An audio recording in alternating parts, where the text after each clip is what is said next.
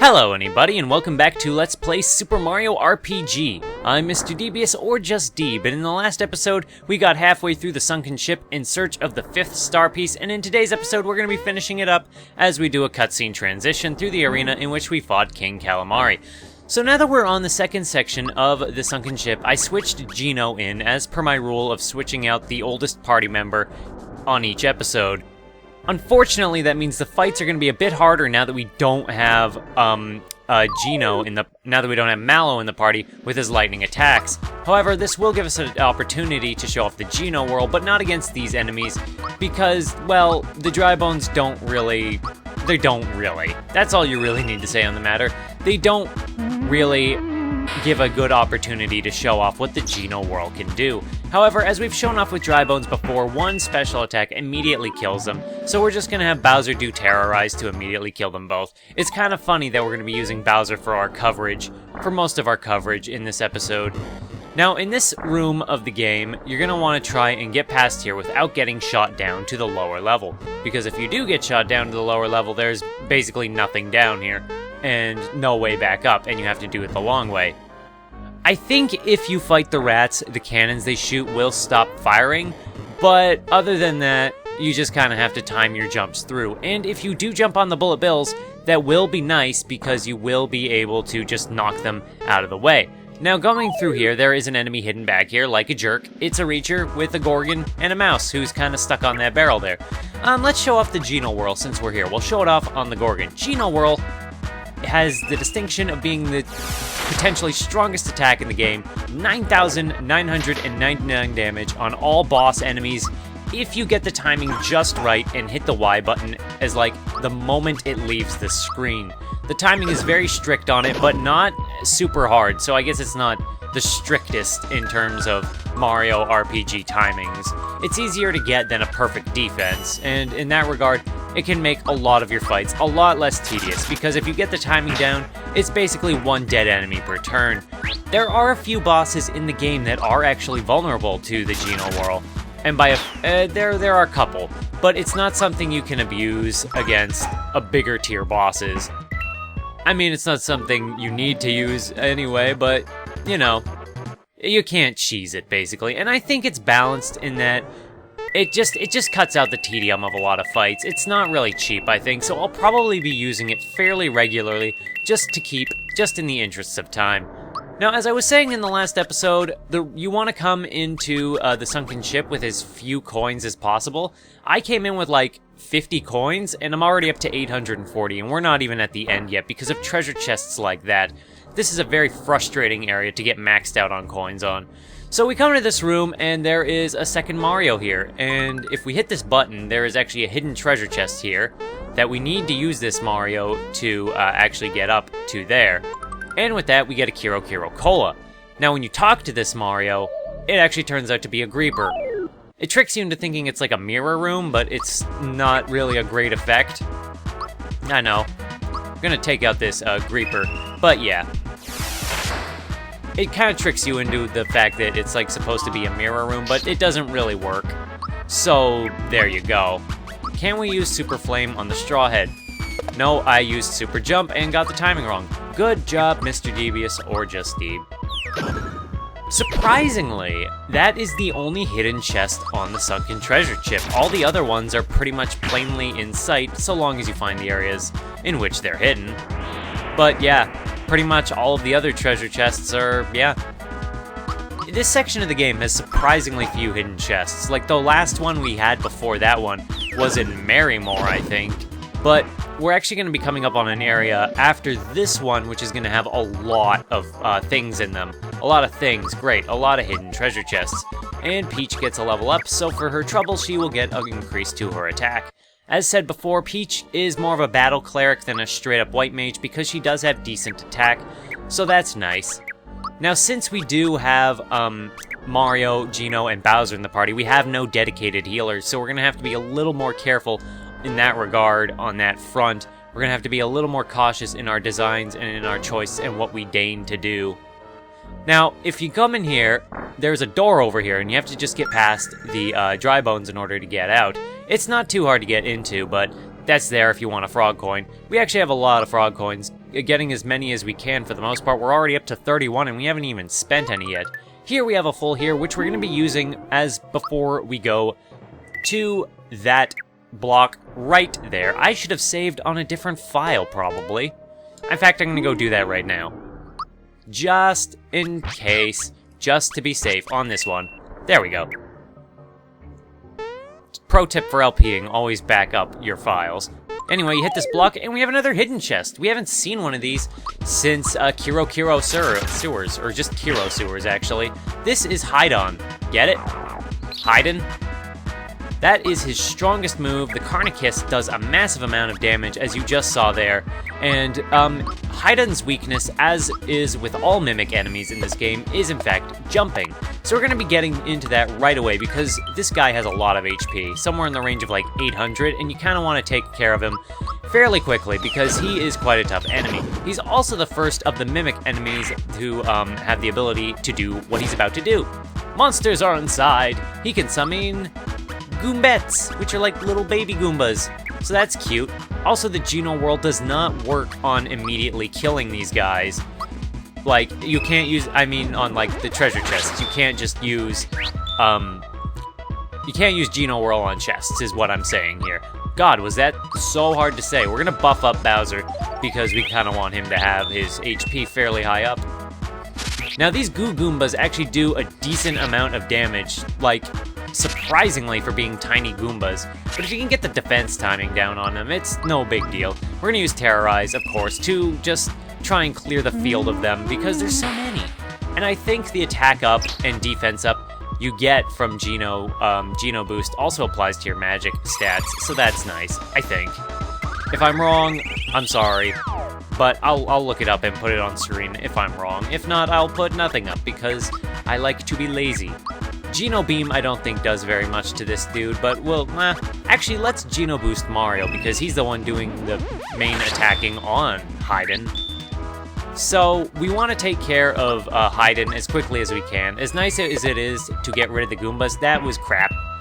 But it's okay, because we killed the chest. That's actually quite a tough optional enemy in terms of optional enemies in this game. In fact, that was one of the enemies on my first playthrough that killed me at least a couple times before I was able to kill it. Mostly because of its Carnikiss ability does a ton of damage, and that is like one of the highest physical attack moves in the game. And it'll probably kill you at least more than once. But now that we've taken care of all of the enemies on the screen, that battle is over. And as with all Mimic fights in RPGs, we get ourselves a nice item. Also 100 coins, we really don't need all this money. Oh, we are gonna cap out anyway. Bowser learns Poison Gas. A new ability for Bowser is a good day any day. Poison Gas is a lot like Terrorize in that it hits all of the enemies on the screen, but it has the added bonus of doing a thing. And by doing a thing, we're actually gonna put the safety badge on Mario. The safety badge prevents mute and poison attacks, and that'll be nice for him. Also, it's an increase to his defensive stats. What was I even saying before things got a little confusing? Okay, now that I have my thoughts clear here, Poison Gas operates a lot like Terrorize in that it hits all the enemies on the screen, but with the added also if you come back and hit this chest as with the other Mimic chests, you'll get coins. So that's something you can do, but we're maxed out on coins now, so, well, that's interesting. But we want to switch Jhinno back into the party, but yes. As I was saying, the thing about Poison Gas is it's like Terrorize. It hits all the enemies on the screen for a considerable amount of damage, or an alright amount of damage, and might inflict poison. It's a nice ability. It's nice to have. Anyway, you come into these rooms, and there are fish here. And here we'll actually be fighting aquatic enemies that were in the sea portion, which we saw before. And we're actually going to be fighting these in search of the enemy that I missed while I was at the sea. Hello, crab. And here's a new move from Krusty. I think it's Krusty is his name. Yeah, he can shoot a mute bubble that just mutes whoever it hits. So that's annoying. A little bit annoying. Whatever. In search of the last enemy. And coming down in here, I'm not sure if you can actually encounter the enemy I'm thinking of while fighting a Mr. Kippa, But yeah, you'll want to just come back into this room for all those frog coins. It's not necessarily immediately clear that you can get over here, but I mean, if you jump in the water and you see the door icon down there, or the little indent, it's pretty easy to find. Zeo Stars!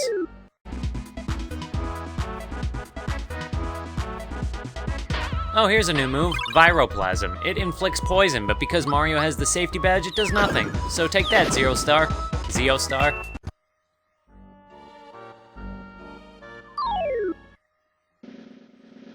And here's that new enemy I've been looking for.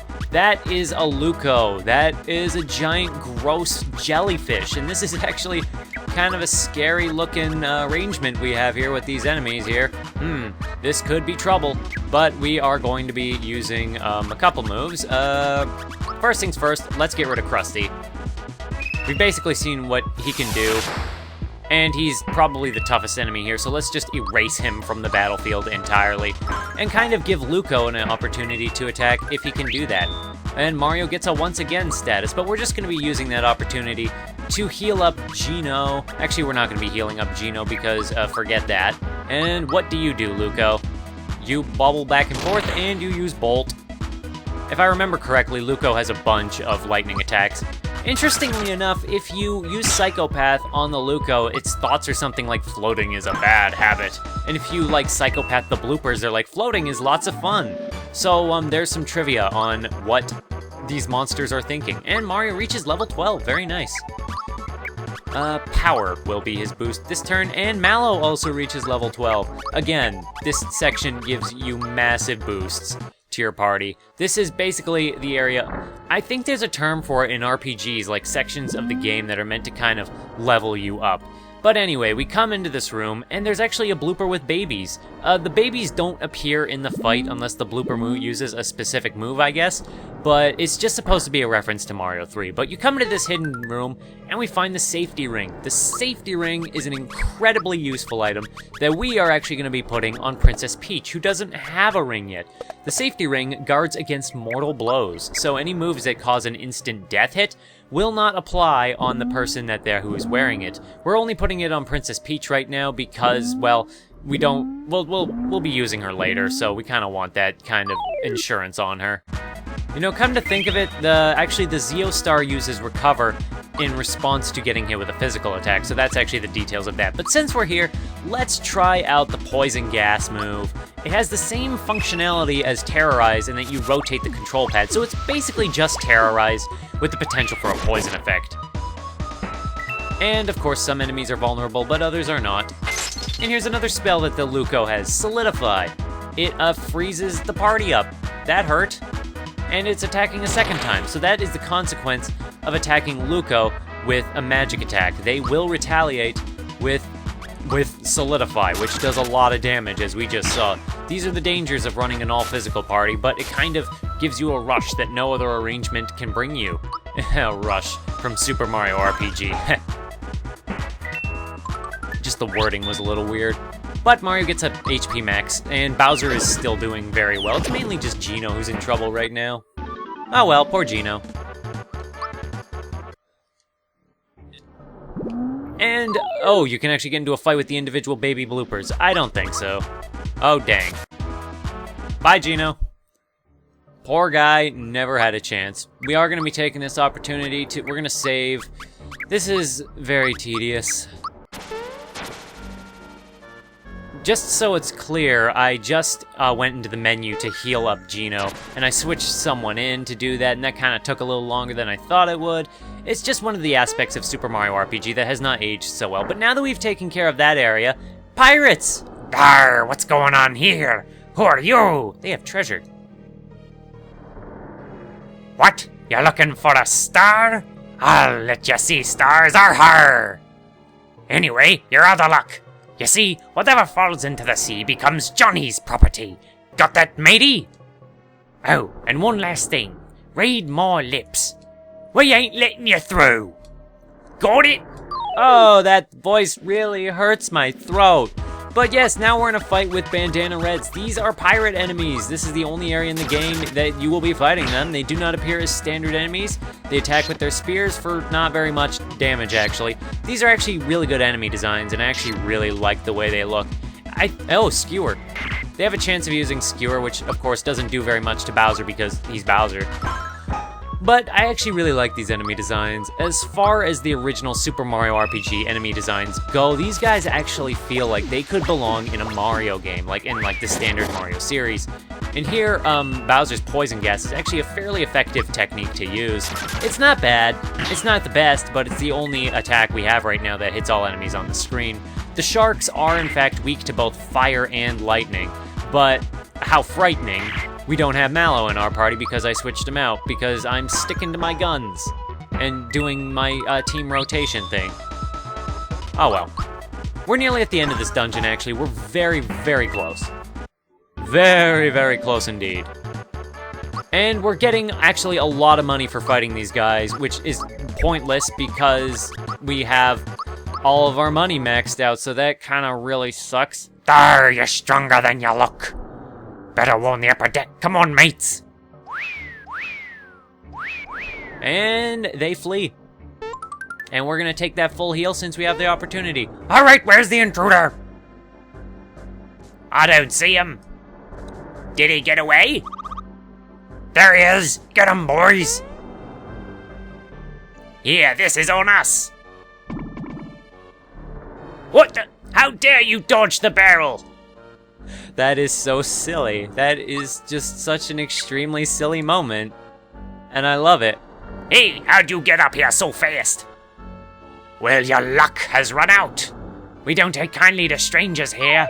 And of course we get into a fight with even more pirates. That's a lot of pirates. I'm gonna show off the rock candy. They don't do anything different than the old pirates did. Rock candy does a flat 200 damage and also destroy, and we got a freebie for the rock candy.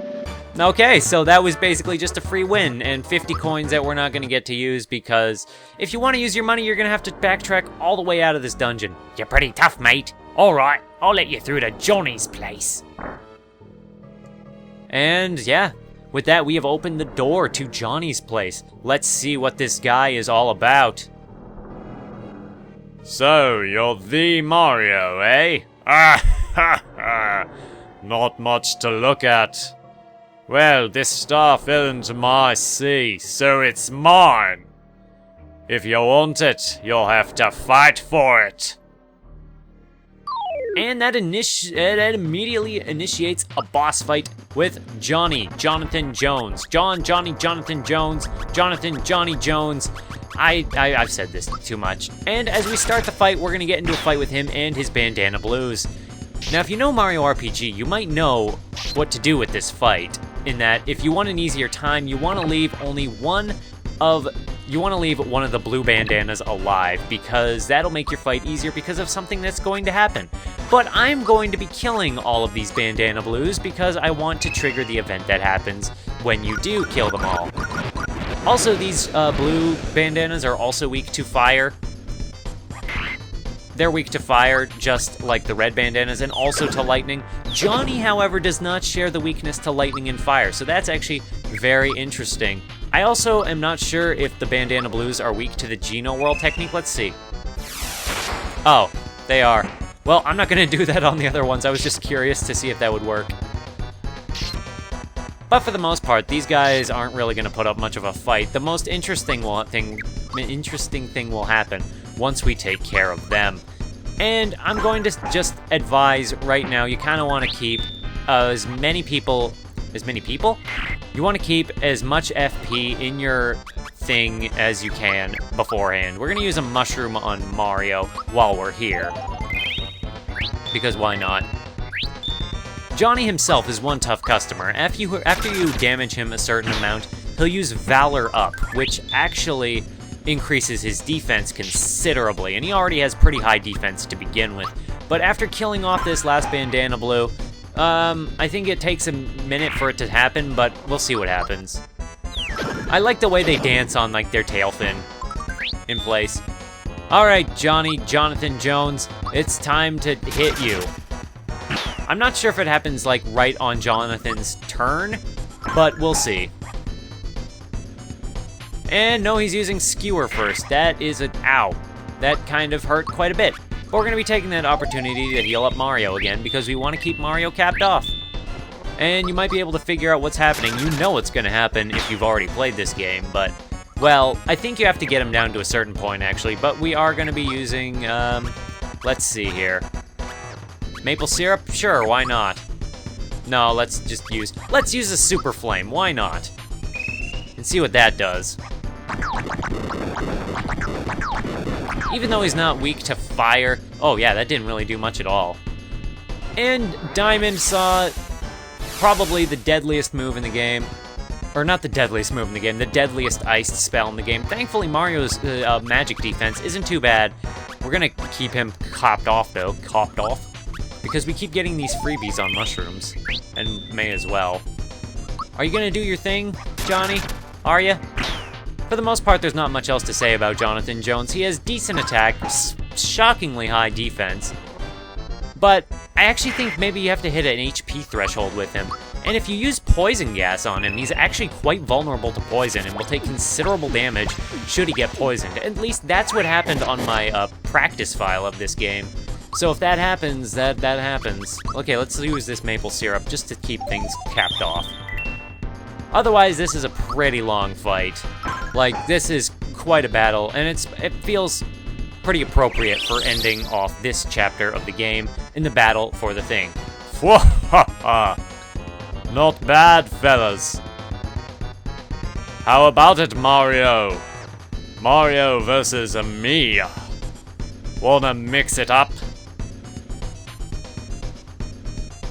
Good fun. And good for you, too. Alright. Here comes my backup. And this is what happens if you continue to fight Johnathan Jones, Johnny, while he's all by himself. You get into a solo battle with Mario and Johnathan Jones. It's actually really cool, and I actually really like this. It's really cute. Johnny actually gets unique stats for when you fight him solo. He's not near as hard as when you fight him when he's on his team. But you definitely want to be careful and make sure that you are capped off throughout this fight, and don't let your HP fall too far, or else you are screwed. When he initiates the solo phase of the fight, he has about 400 HP. Just wanted to make sure I got the timing on that right. Also, this is worth it just to see Bowser cheering for Mario. When will you ever see that in a Mario game ever again? It's amazing, and I love it. Let's use that mid mushroom to keep ourselves capped off. Mario, this is one of the few opportunities later in the game to kind of see what Mario can do on his own, and just to see how well-rounded he is as a fighter, because he is well-rounded. He does decent damage, he has good defense, and he's just all around a decent fighter, no matter how you choose to play him in this fight. Unfortunately, Johnny has no weaknesses when you fight him with Mario, so it's just kind of a slugfest. You just kind of slug back and forth until one of you dies, and oh, I didn't want to use that move. It's kind of something about the control schemes of battles here, is you kind of have to get used to how you navigate the menus. But anyway, as I was saying, this fight is going to go on until it's over. Oh, great commentary there, Mr. Devious or just Deep. It's going to go on until it's over. You could use a rock candy to kind of shave off like half of his HP immediately, but I'm not doing that. Otherwise, we are in it for the long haul on this fight, and we want to keep ourselves capped off. And skewer again? I don't think so. Oh, we got a perfect block on that one. Super jump just because it's cheaper than super flame, and I'm pretty sure it does more damage. Get tough is, by the way, what I meant when I said he uses Valor up and increases his defense. That's his way of doing it. Otherwise, this is just something you kind of have to be patient with. Another piece of advice I could give is use Jhinno to Jhinno boost Mario before you fight him. Or like before you go into the solo encounter, that way Mario's stats are seriously buffed for the solo fight. But other than that, I say this is worth it, but it does make the fight more tedious, as a thing that doesn't happen very often in this game. It's cute. And it kind of helps with Johnny's character. He's not really meant to be an antagonist, but we finish up the fight, and Jhinno praises the heavens that we won. Unfortunately, however much money we win, 50 coins is worthless. Yeah, let's try and double our coins. It's not like we're gonna get them anyway. Oh, we lost them, and I should have kept on the middle one. Oh well, still have 999 coins. I'm impressed, matey. You've earned the star. Think of it as a souvenir of our fight. And with that, the star floats above.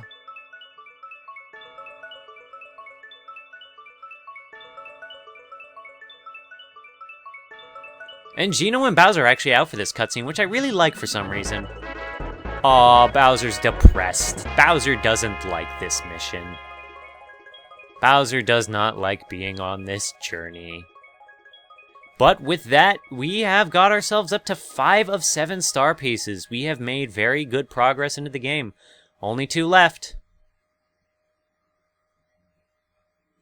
What's the matter, Johnny? You must have really wanted that star. Now go on! Get out of here before I change my mind. Johnny's a mean man. He even fights in his sleep.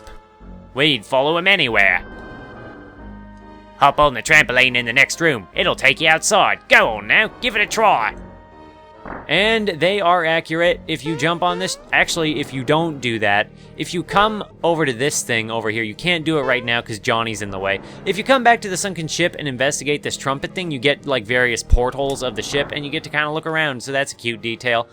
But no, we are going to be leaving for now. And that seems like a good stopping point for this episode that went on longer than I expected. So, if you want to see us go back to Seaside Town and talk to the Elder who wanted us to bring back the Star Piece, then I just hope to see somebody in the next one. Bye-bye!